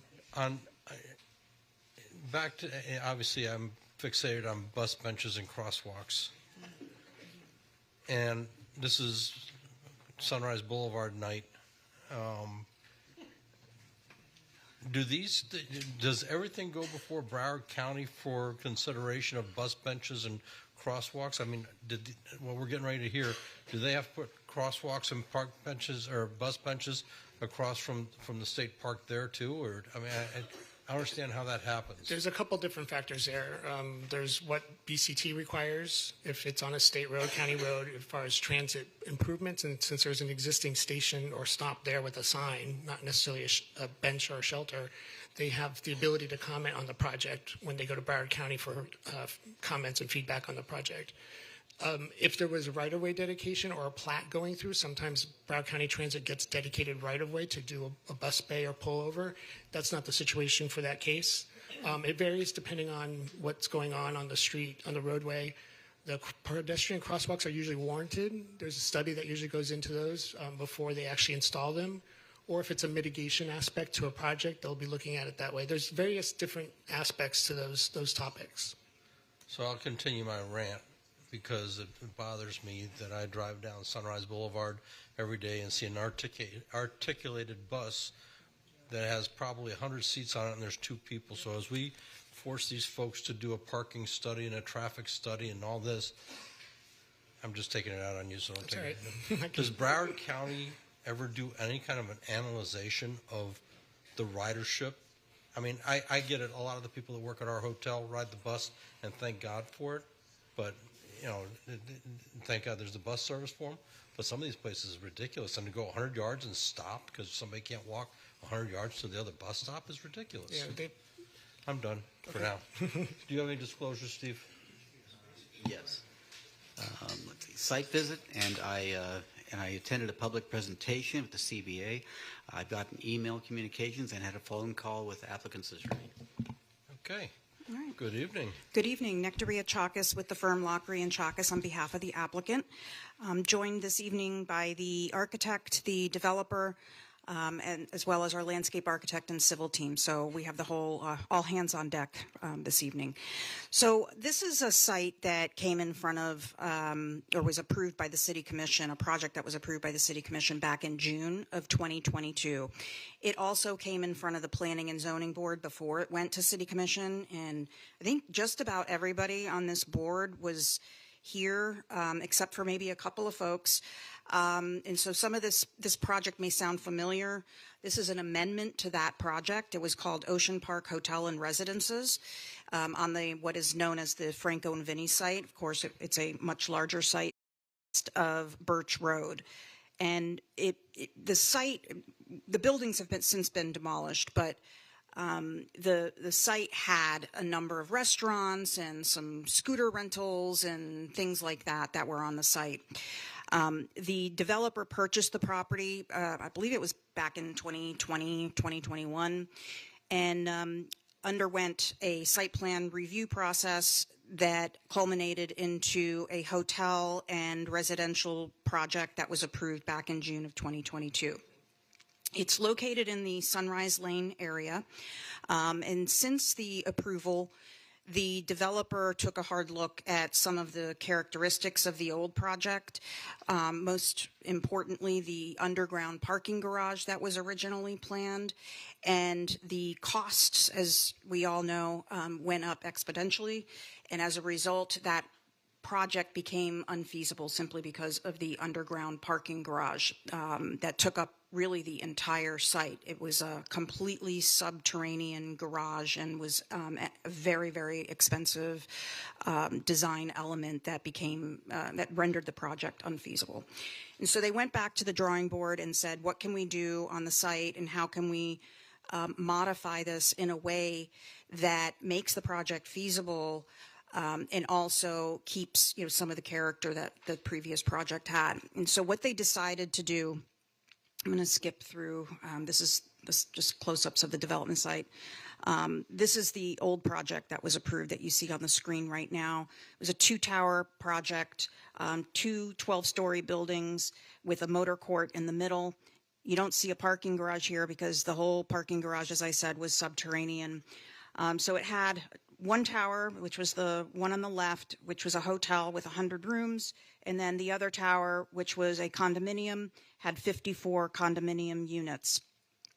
And what is proposed now, and what they've done, gone back to the drawing board, is eliminated the hotel component and just are moving forward with a residential component. So the hotel has been completely eliminated from the program, and they're just moving forward with 76 residential units. So it went from 54 units up to 76 units, but the entire 100-unit hotel and 5,000 square feet of commercial that was associated with that hotel are gone. They're no longer in the program.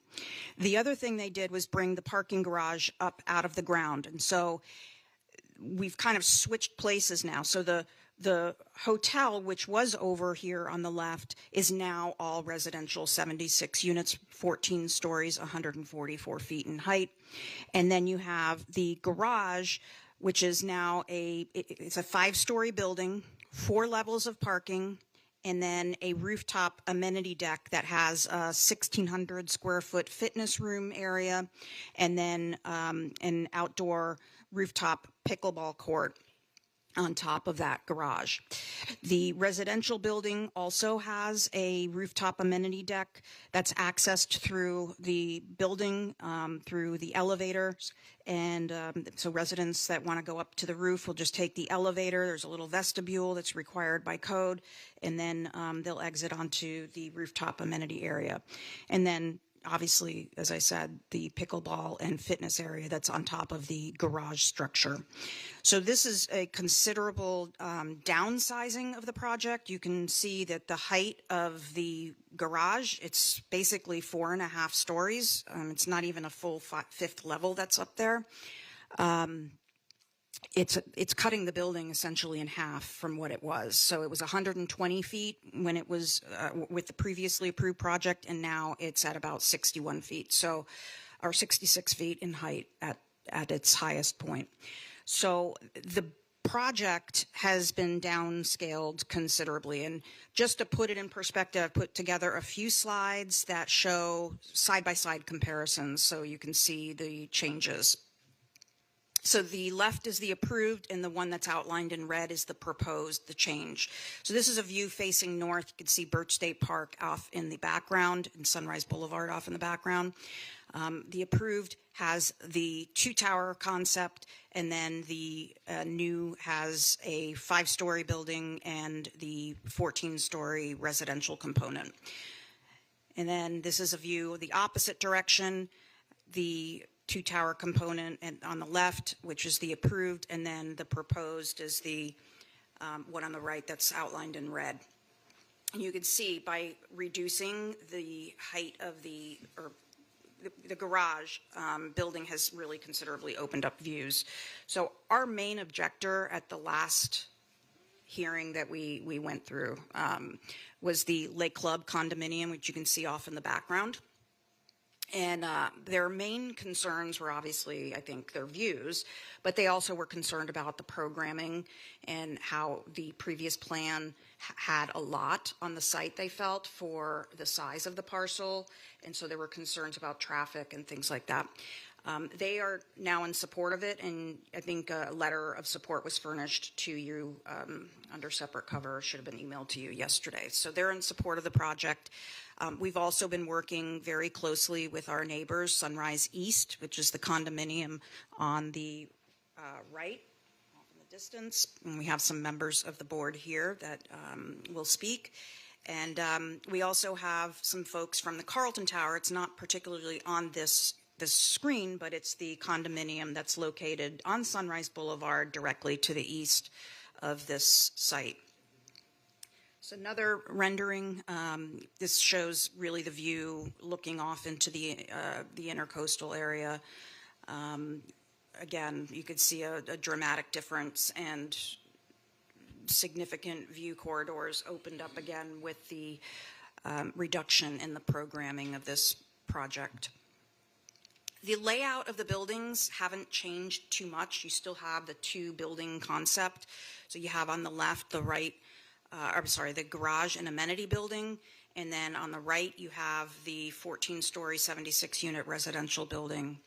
There's a common motor court that the residents will use, and the cars will be valeted and taken over by the valet into the parking garage. There's a loading space over here on the west side of the building. That loading space is placed there so that Sunrise East, our neighbors, will have an extra area that they can pull their trucks into.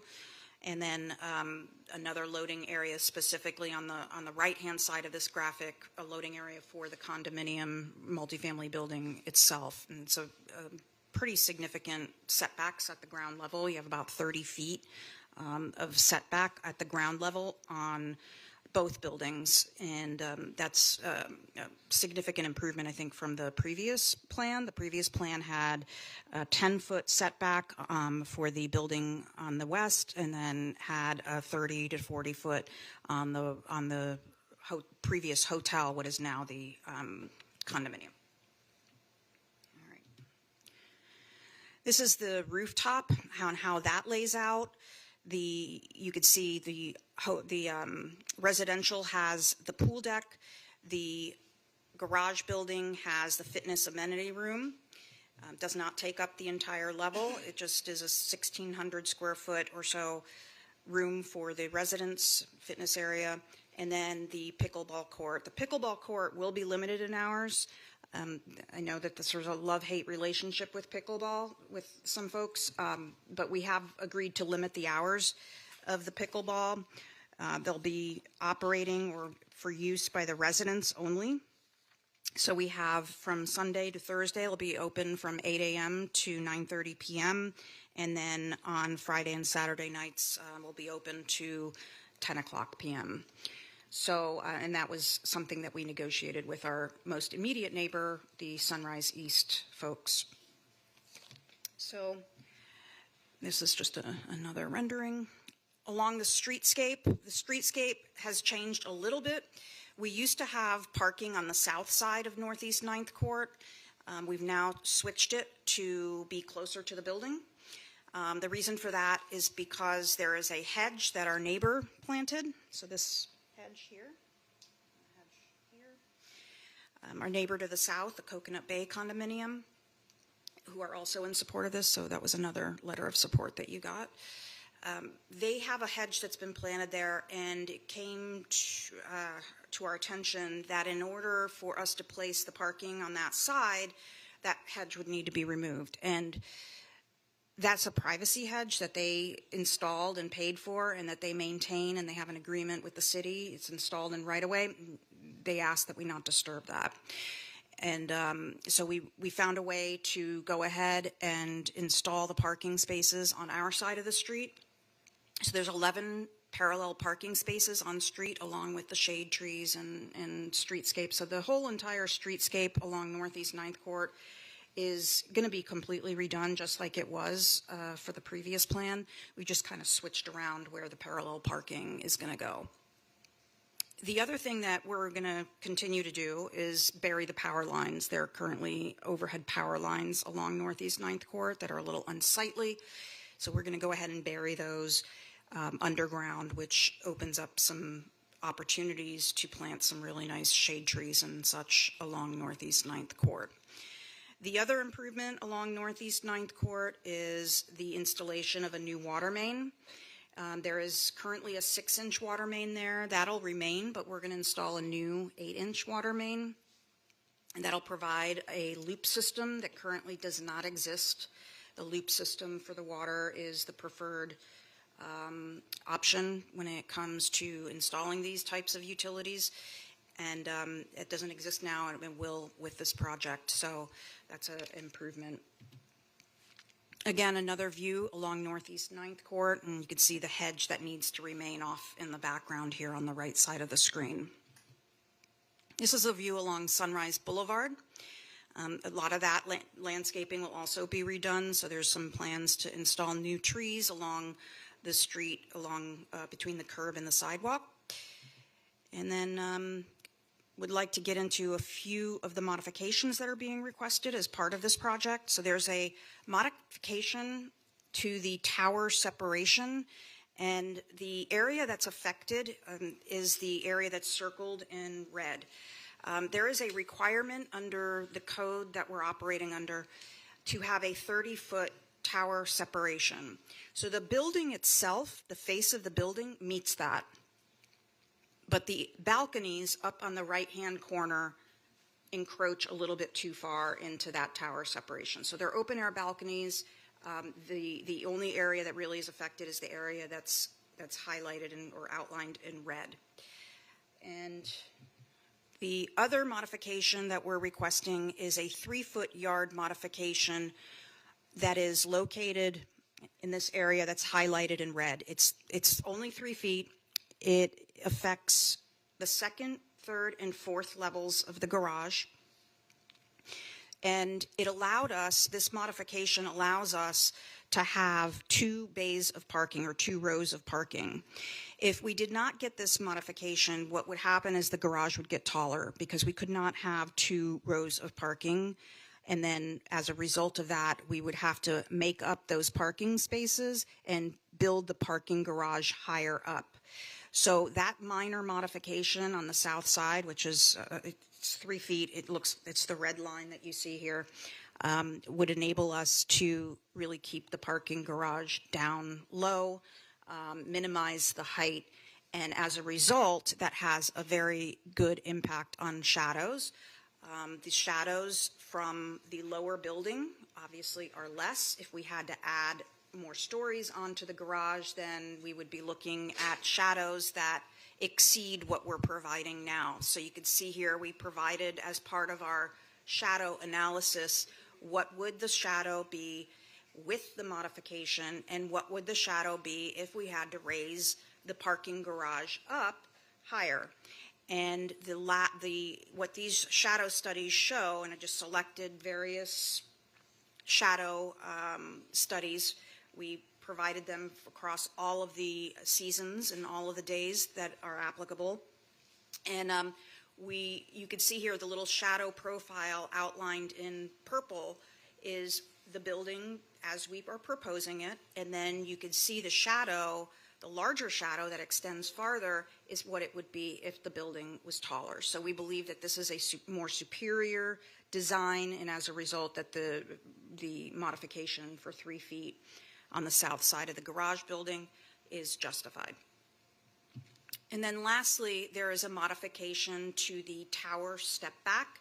So there is a requirement in this code that anything above 65 feet in height, which essentially is the areas in red, are required to be stepped back like a wedding cake, 12 feet.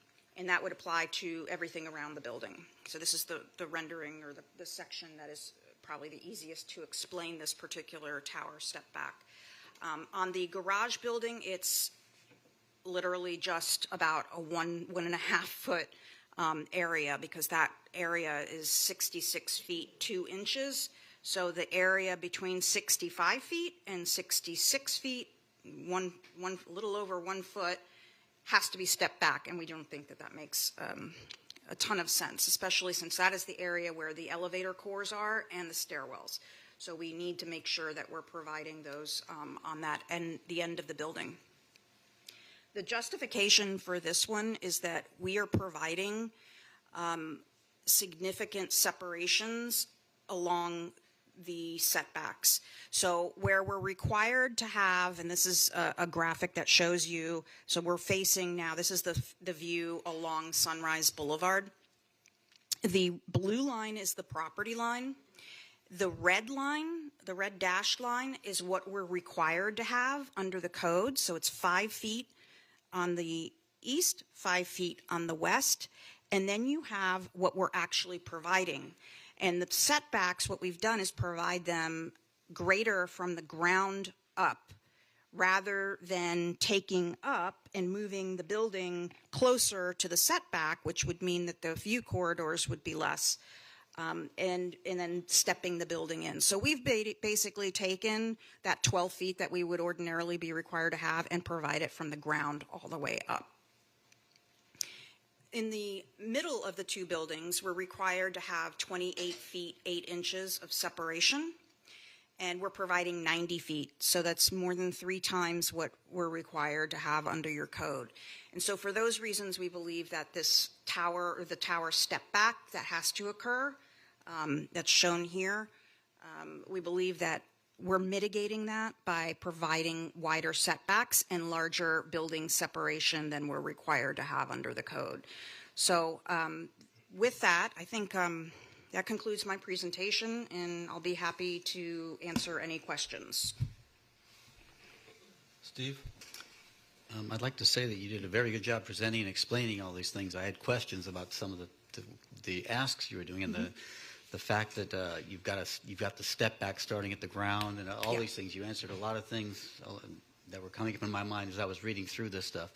I'm also not a fan of car elevators and forced valet and whatnot, but now I realize to keep the height of the building down, yes, that's the right reason for it. Not to pack more things in there, but to keep the height of the building down. The tower distance to another property, is that to the 7-Eleven property? Yes. Which is just a 7-Eleven right now. And okay, and I realize the size of that is not a huge property either. Okay, thanks a lot. Yep. Anyone else before we open it up to the public? And to just be clear, there's no parking reduction request, correct? That's correct. I should have started out with that. Okay. Just wanted to make sure. You wouldn't have any questions if that were the case.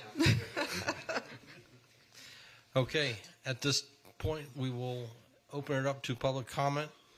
And if you did not fill out a speaker card, please run to the back, fill one out, and get it to me. And I will call you up. I will remind you that you have 3 minutes, except for Mr. Brown, who is the CBA president, and he gets 2 hours. So, Daniel Dugan. Good evening, Mr. Dugan. Even though I'm acknowledging you, please state your name for the record. Daniel Dugan, and I am the president of the Sunrise East Association. Then you're going to get 5 minutes, too. Okay. We are the only property that directly abuts the new development. We enthusiastically support the development. The developer has been very forthcoming with us. They've responded well to our ask. Certainly not perfectly, but I'm realistic, and we got a lot, and we're pleased with it. I don't know what else to tell you. I mean, we like the building. We think, everybody, I know some of you have been over on site visits. I don't know if you went before or after the tear down of the buildings, but we're excited just about the tear down of the buildings. The neighborhood already looks better. I mean, it's been a blight, and we think it's going to enhance the whole neighborhood and particularly enhance our building as you come up the street, and we'd like you to approve it. I'll tell you a couple other things. We got Broward Transit to move a bus stop and do a cutout. Just got to call them up and be nice to them. No. The other thing that I would ask, just because I bring it up every time I'm in front of anybody in front of the city, is that as this development came along, it was our expectation that parking along 9th Street Court would be assigned to us, was the term I used. And we went through a lot of people in the city, and it took a long time before we got a really good explanation of the process. That came from Chris Cooper, who was very thorough and gave me a lot of good information. And so now it's my understanding that we can't get that until after the building is complete. I don't know whether that comes to y'all. I don't think it does. But if you're talking to any of your buddies, say, give it to them. It's something called a parking district. The developer is going to support us when we ask for that parking district because they know that's important to us. And while it's not relevant to you, and as long as I've started on this, I personally think I was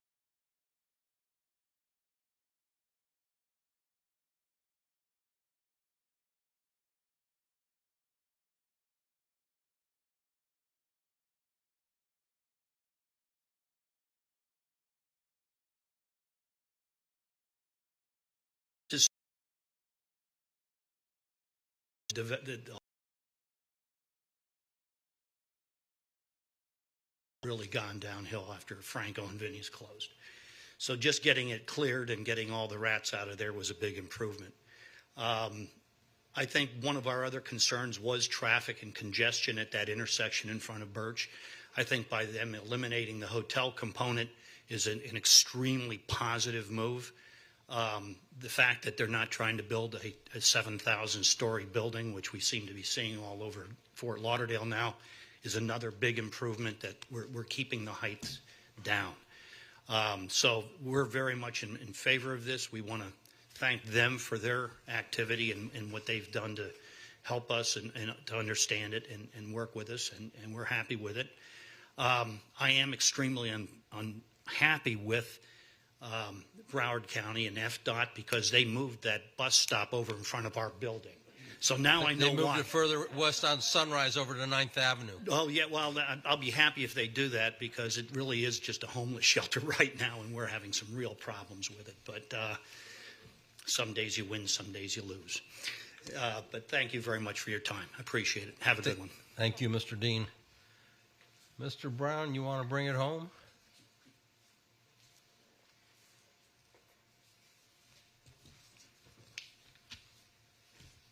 Mr. Chairman, do you really think it's going to take me 2 hours to bring it home? I know you. No. Okay. Bill Brown, President of Central Beach Alliance, Chairman Weymouth, and members of the Planning and Zoning Board. I come before you representing the membership of the Central Beach. As most of you know, our membership runs from Bahia Mar all the way down to Oakland Park on the Barrier Island. First of all, I want to compliment Nectaria Shawkus from Robert Lockery's firm, because when this project started, as she mentioned, the two towers, I can tell you, having been the president, when we had that first meeting with all those area residents, it was not a pretty meeting. Le Club was very against this project, a lot of controversy, and for them now to be on board 100% and for her to be able to bring all those buildings together, Le Club, Sunrise East, and Mr. Dean's building, Carlton Towers. It says a lot. And I'm also happy to report at our last meeting when it took a final vote of the membership, it received a unanimous vote. That is very hard to do from a neighborhood association as big as the Central Beach. The other point, as was mentioned, was the parking. I know this board cannot put that as a condition, but we will be working with city staff and transportation and mobility to try to get that as a dedicated parking permitted district for those residents. And then let me just close with this. We see this as a great opportunity to be the catalyst of what Commissioner Glassman and all the area residents of the CBA has been working with, and that's